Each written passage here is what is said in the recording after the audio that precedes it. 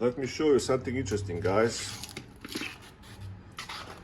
This is one of my coffees, which is dark roasted. I was testing it for this Sage Espresso.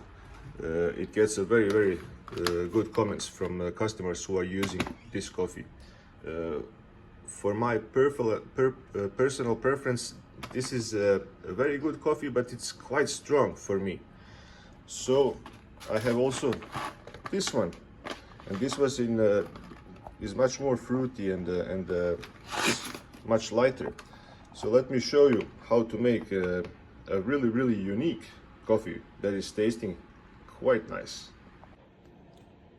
I am gonna use 50% of this light roast coffee and 50% of the dark one and make an espresso. I'm going for 18 grams, so about 9.5, that's fine. And check out the color. And now here comes the dark one. Can you see the difference in color?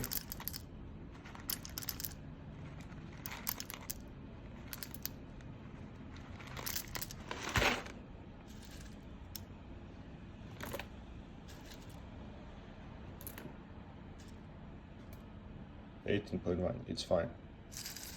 Now let's grind this unique coffee.